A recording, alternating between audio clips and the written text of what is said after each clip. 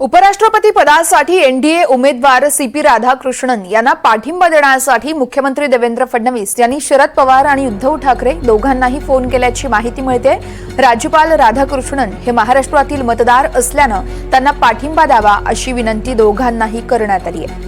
India आघाडीकडून उपराष्ट्रपती पदाचे उमेदवार बी सुदर्शन रेड्डी यांच्याकडून देखील उमेदवारी अर्ज दाखल झालाय, तर एनडीएचे उमेदवार सीपी राधाकृष्णन यांच्याकडून देखील अर्ज दाखल करण्यात आलाय। 9 सप्टेंबरला निवडणूक होते। या संदर्भातली अधिक माहिती देत आहेत सागर कुलकर्णी, आमचे प्रतिनिधी आहेत आपल्यासोबत। सागर, एनडीएचे जे उमेदवार आहेत उपराष्ट्रपती पदाचे, त्यांच्यासाठी स्वतःचा मुख्यमंत्री देवेंद्र फडणवीस यांनी युपीए मधले घटक पक्षाचे सहकारी जे आहेत, मुळात शरद पवार आहेत आणि दुसरीकडे उद्धव ठाकरे आहेत, या दोन्ही खासदार आहेत त्यांच्या पक्षाचे।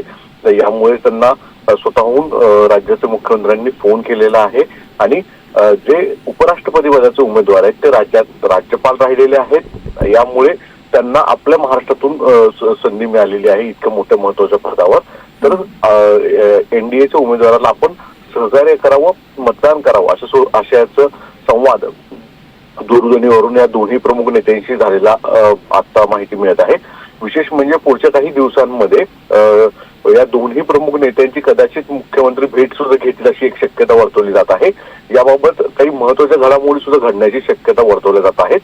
कदाचित अनपेक्षितपणे या दोन्ही प्रमुख नेत्यांकडून एनडीएला समर्थन येण्याची सुद्धा शक्यता नाकारता येत नाही। यामुळेच हे सकारात्मक पाऊल मुख्यमंत्र्यांकडून पडताना दिसतं असं म्हटलं जातं। सागर, धन्यवाद दिलेल्या या सविस्तर माहितीसाठी। सीपी राधाकृष्णन यांना पाठिंबा देण्यासाठी फडणवीस यांनी शरद पवार आणि उद्धव ठाकरे यांना फोन केल्याचं कळतं। उपराष्ट्रपती पदाच्या निवडणुकीसाठी फडणवीसांनी हा फोन केलेला आहे। 9 तारखेला खरं तर संपूर्ण निकाल समोर येईल आणि त्याआधीचाच फडणवीस यांचा हा महत्त्वाचा फोन आपण पाहतोय।